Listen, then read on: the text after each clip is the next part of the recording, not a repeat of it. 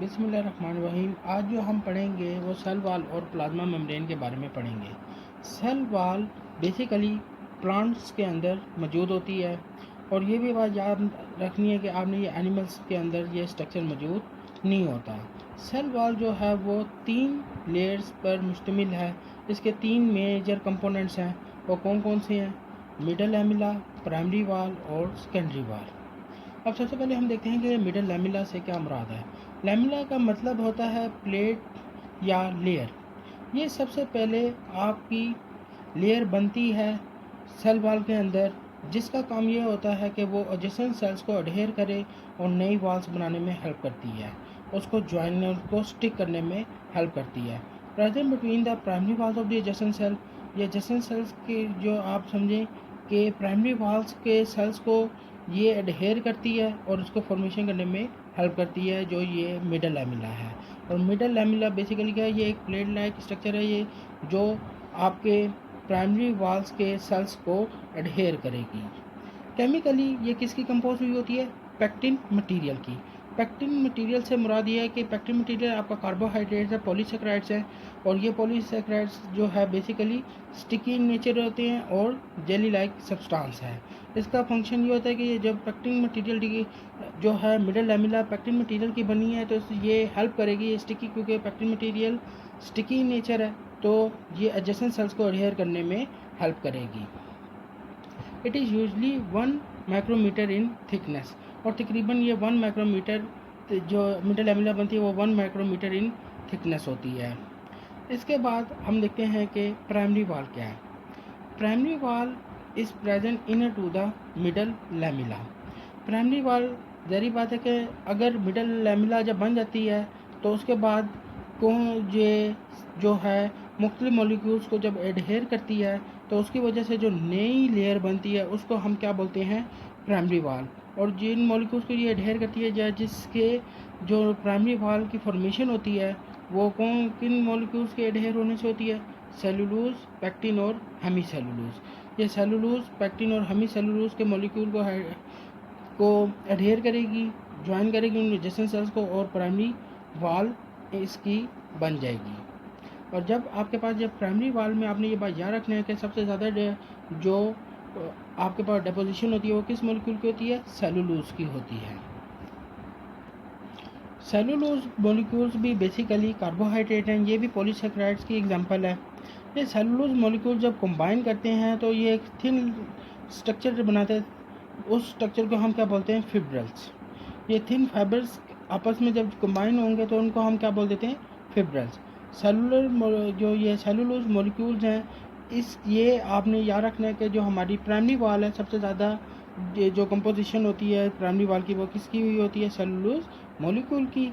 ये very thin fibres होते हैं जिनको हम फिब्रल्स कहेंगे। These fibrils are arrange in the form of criss cross arrangement, और ये जो फिब्रल्स हैं जो प्राइमरी वॉल के अंदर अरेंज होते हैं तो ये क्रिस क्रॉस अरेंजमेंट बनाएंगे। अगर हम को ये इधर डायग्राम में अगर आप देखें तो सबसे पहले ये देखें मिडल लैमेला बनी हुई है। मिडल लैमेला के नीचे जो है आपके पास क्रिस क्रॉस अरेंजमेंट, ये आप देख रहे हैं ग्रीन कलर्स की, ये क्रिस क्रॉस अरेंजमेंट है जिससे प्राइमरी सेल वॉल बनी है। और ये जो प्राइमरी सेल वॉल है ये कौन से अरेंजमेंट में मौजूद है? Chris cross arrangement. इस अरेंजमेंट को हम क्रिस क्रॉस अरेंजमेंट कहेंगे।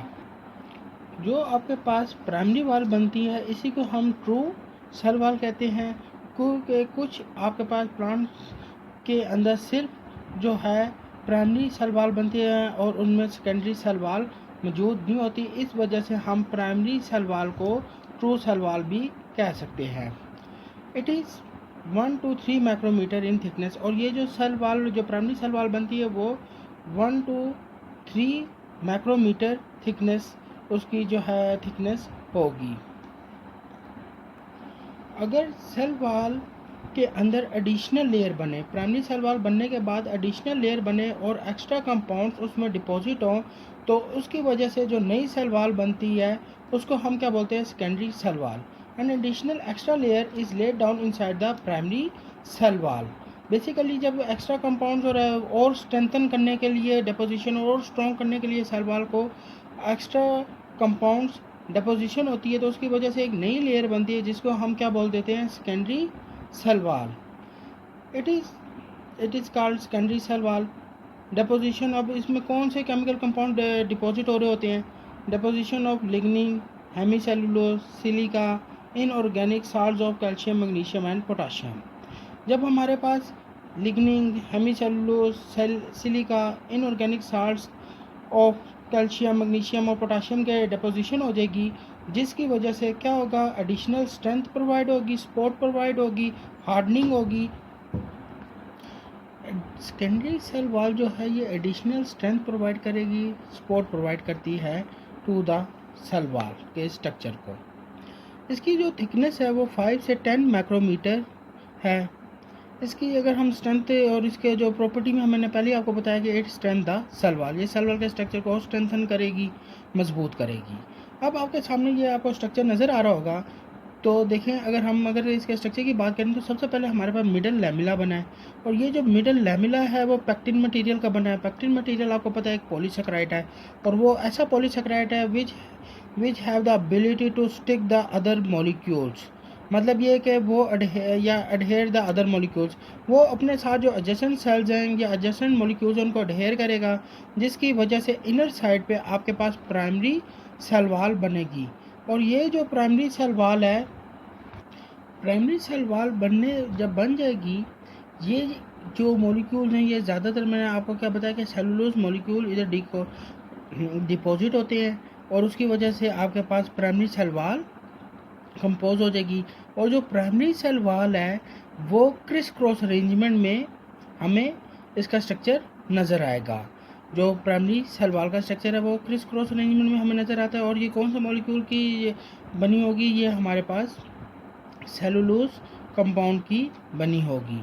फिर अगर फर्दर एक्स्ट्रा एडिशनल लेयर अगर हमारे पास जो है फॉर्म हो जाए तो उसको हम क्या बोलते हैं, सेकेंडरी सेल वॉल।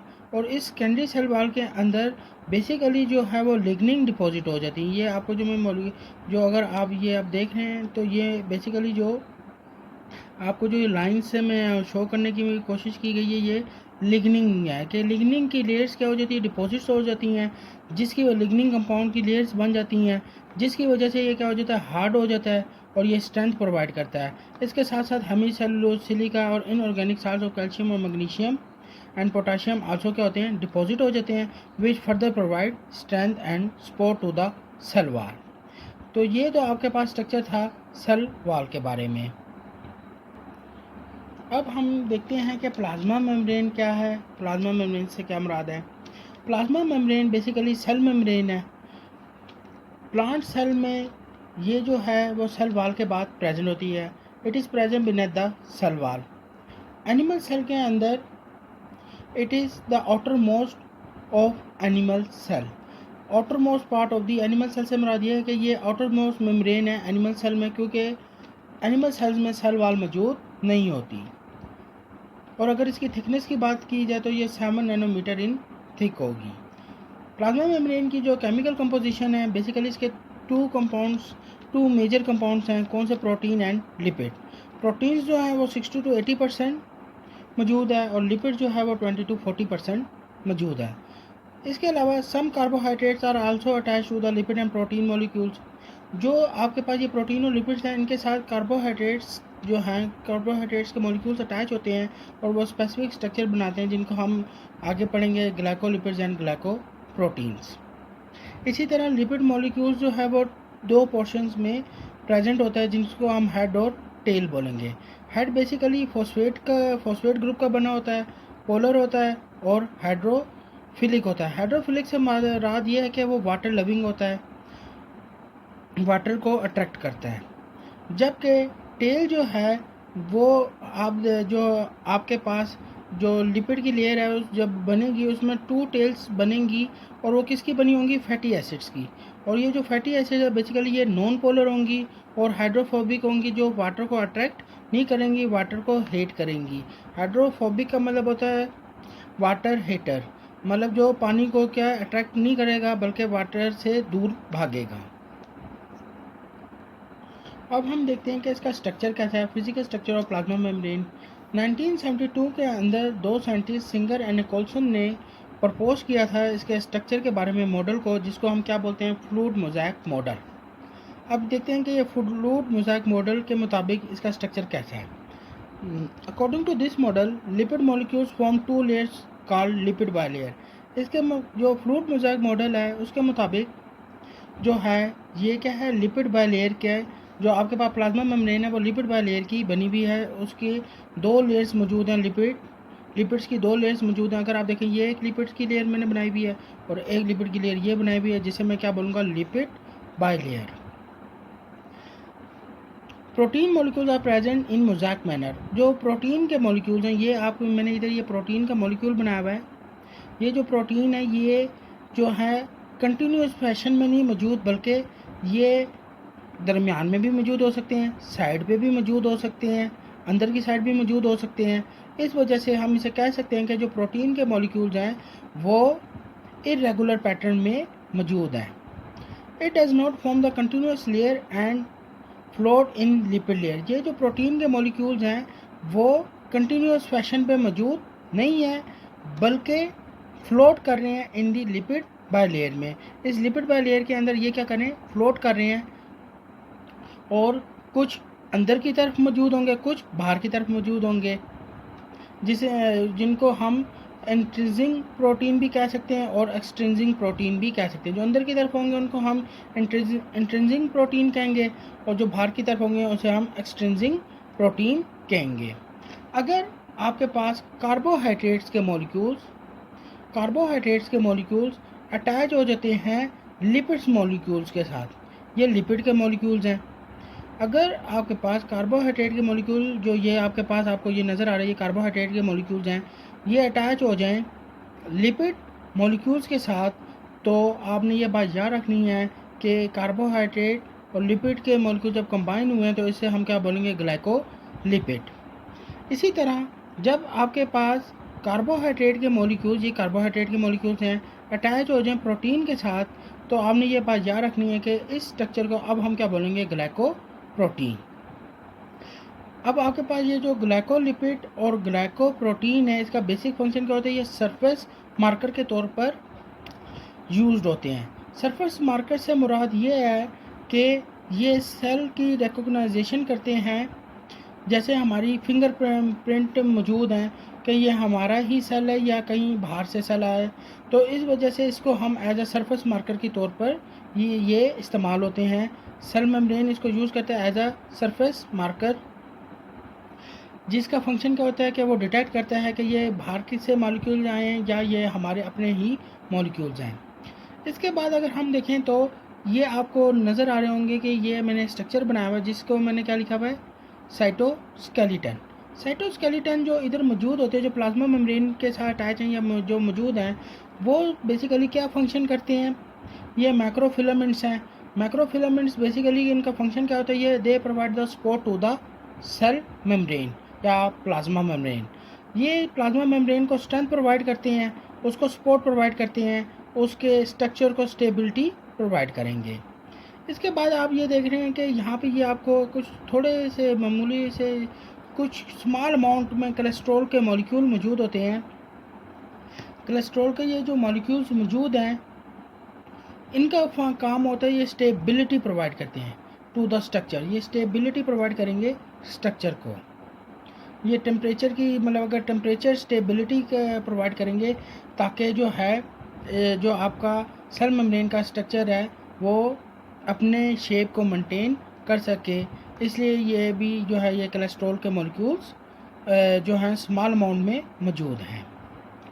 ये तो आपका स्ट्रक्चर था किसके बारे में, स्ट्रक्चर ऑफ प्लाज्मा मेम्ब्रेन। और इस सारे स्ट्रक्चर को हम क्या बोलते हैं, फ्लूइड मोज़ेक मॉडल। और ये किसने प्रपोज किया था, सिंगर एंड निकोलसन ने, जिसकी मदद से हमें ये पता चल सका कि इसके अंदर कौन कौन से कंपोनेंट्स मौजूद हैं।